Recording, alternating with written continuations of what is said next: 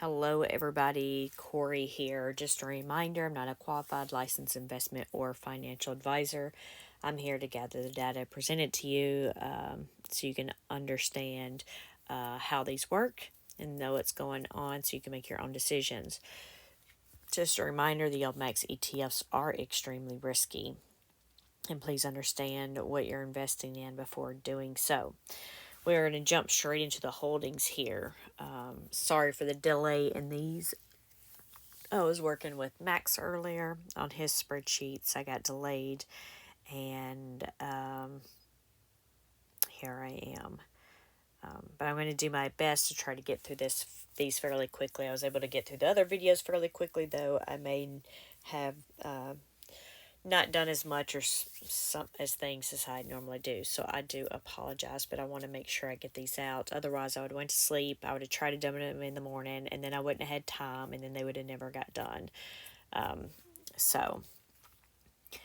then I do have one boo-boo on here because I did these and then I started working on other ones, but by the time I started them, it was late. And again, the midnight thing happened. I feel like freaking Cinderella over here. Just not all fancied up in a ball gown and stuff instead in rags, but I freaking luckily it only affects one ETF. What it is what the later it gets in the night, the harder it seems to be for Google Finance to pull the data into the spreadsheets.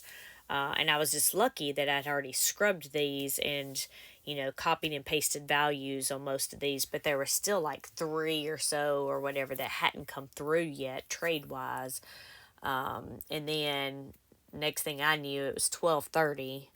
And of course, I missed some. So what I did end up doing is I went back and compared the holdings to see where I might have missed trades, and it turns out I missed trades on PayPay. But luckily, it was only one. Those that hold PayPay, I do apologize.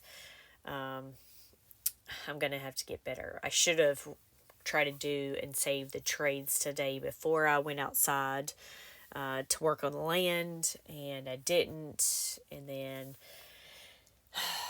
husband worked tonight, so then stayed up for that, and then my daughter, and then Max, and then time gets away from me. So I'm going to try to do better and make sure that I save the trades like I normally do, before I would go outside and work and whatever else. It had just already gotten late today, and my daughter was sitting outside waiting on me so we could go work in the garden. That I may not get built until winter time. But anyway, I know, I'm sorry. Hopefully you aren't too mad at me for listening to my personal stuff there for a second.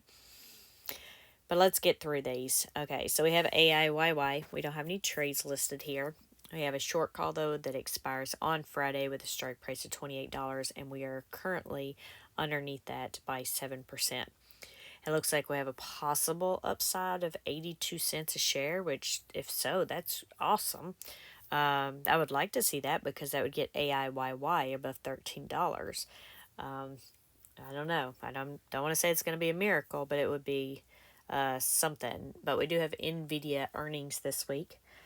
Just a reminder. Actually, I guess I don't even have my phone in here in the bedroom with me. Oh, yeah, I do. Here we go. So all this stuff is from, I forget when I say these things, but all this stuff is from Tuesday, May 21st, even though it's almost 2 a.m. on May 22nd, which is what I believe the date of NVIDIA's earnings was the 22nd. Let me just verify before I forget. Upcoming live news.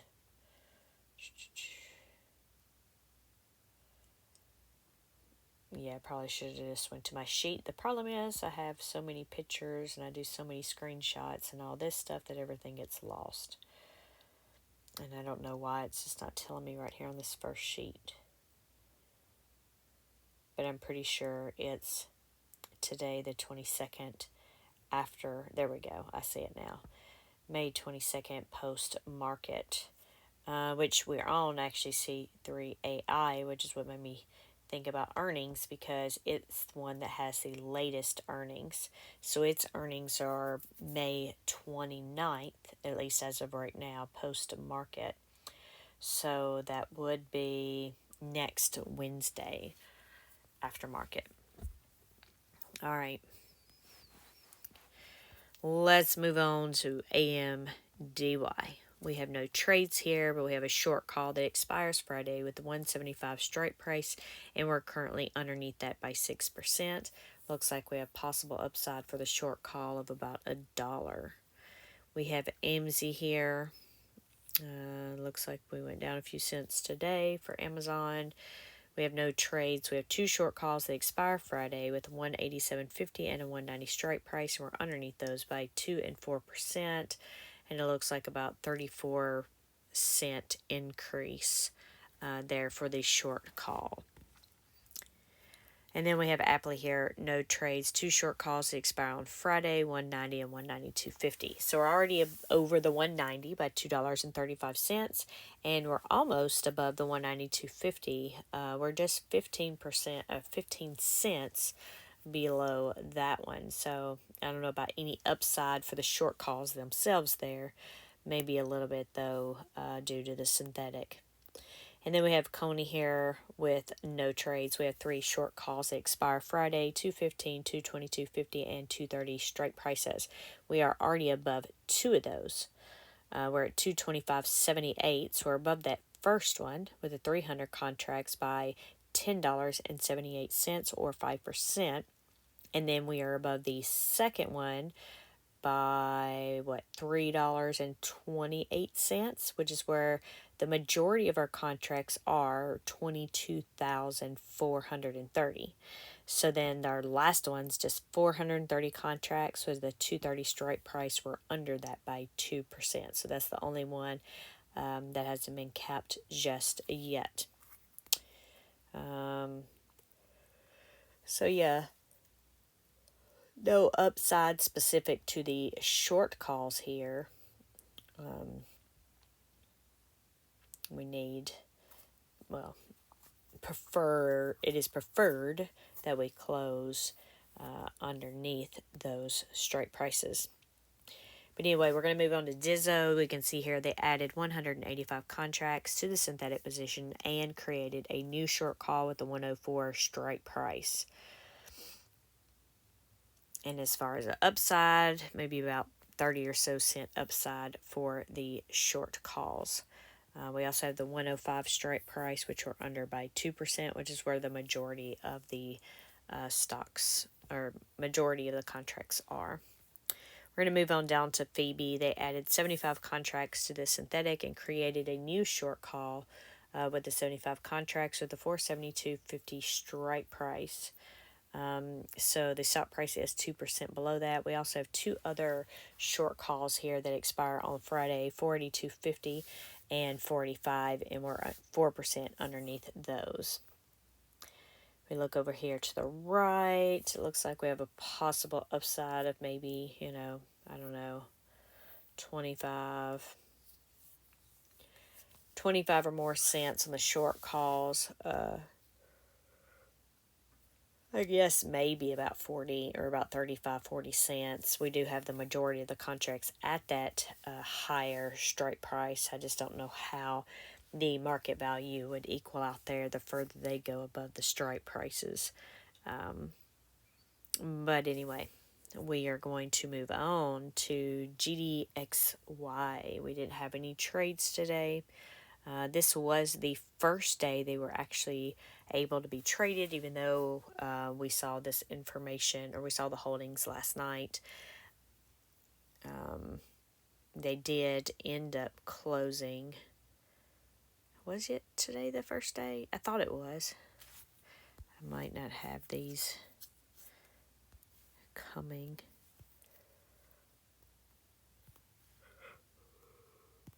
I just want to check it while I am thinking about it, just to make sure these are coming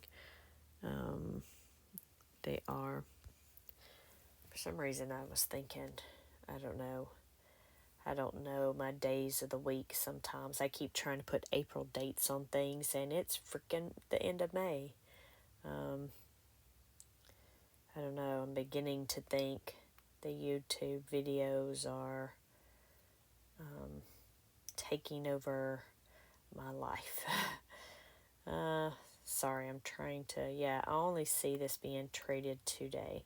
I just wanted to make sure. That's okay. The way Google Finance works is here in the next couple of days, it won't even pull stock prices and it'll act like it don't exist. And then it'll come back and start working again. It does it every time people ask me. It does it every time. I don't know why. But anyway,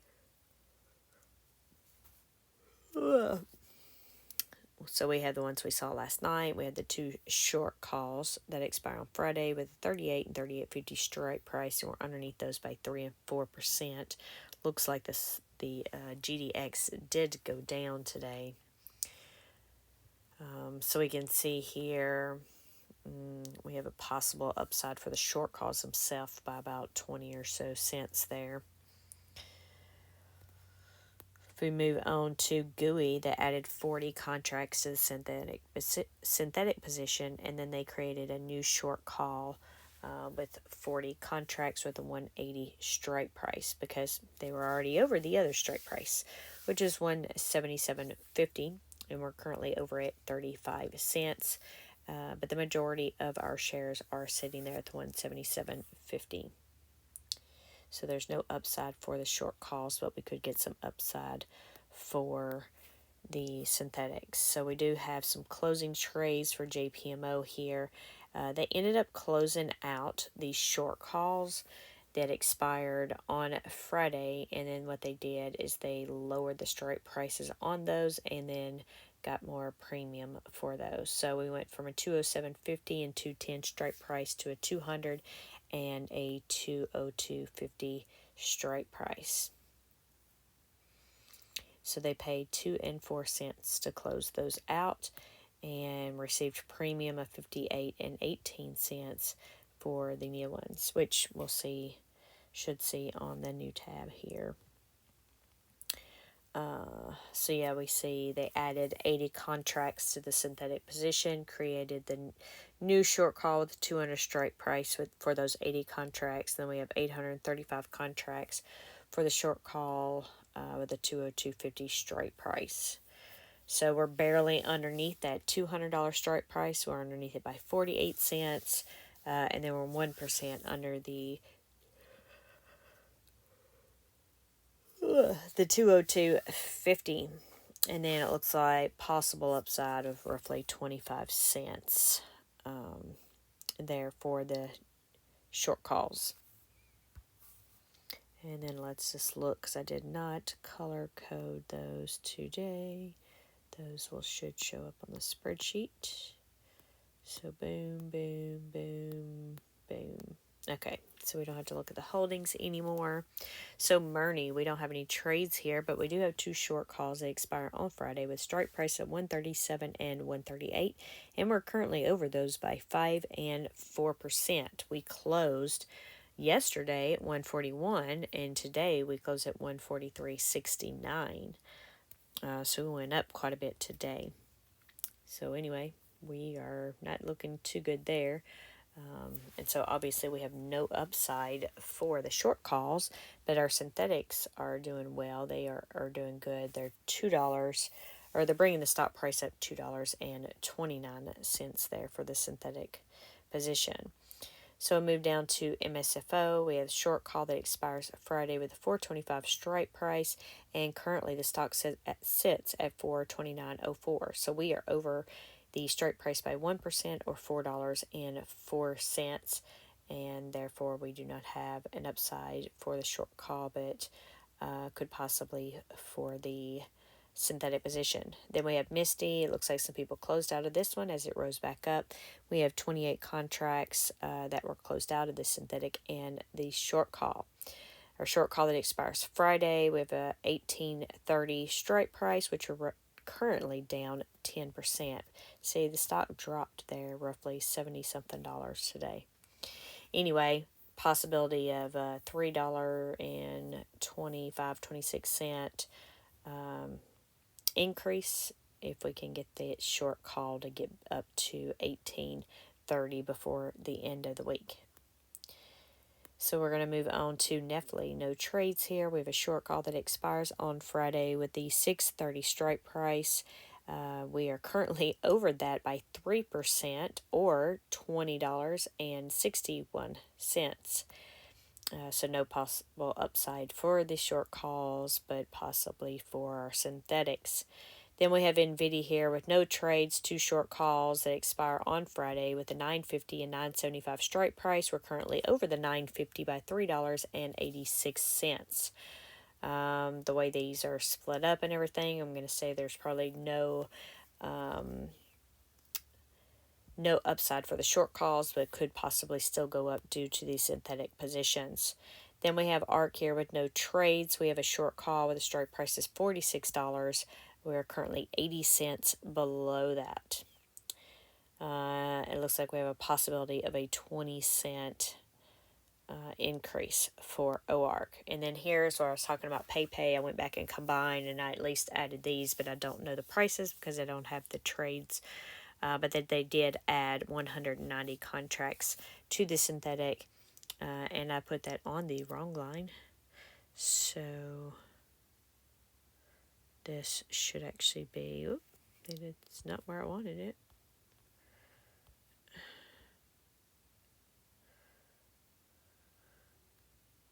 All right, that should have been right there.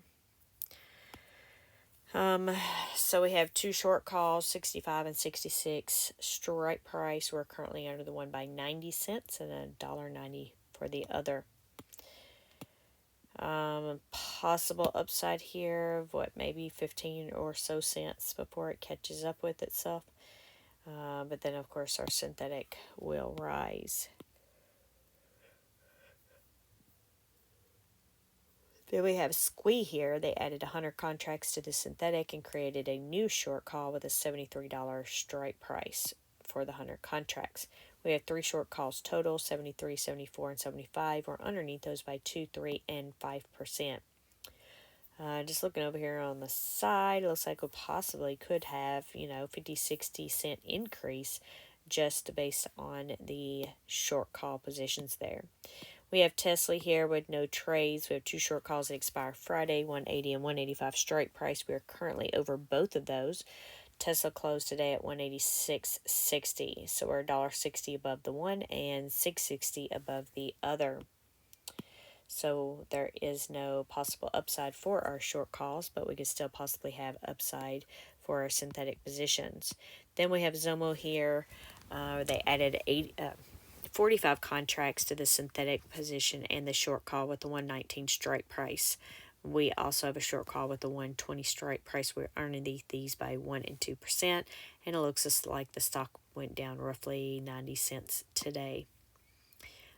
Possible upside for this one, roughly only about 17 cents for the short calls themselves.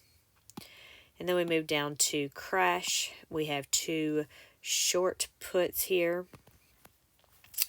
And this data on over here is actually wrong. I apologize. I'd already copied and pasted values before I fixed the data on the right hand side, and I forgot to add those up. But we have 2 short puts that expire Friday with the strike prices of 162.50 and 172.50. And in this case, we want the stock to be above the short puts. And it is in this case, it is 15 and 8%.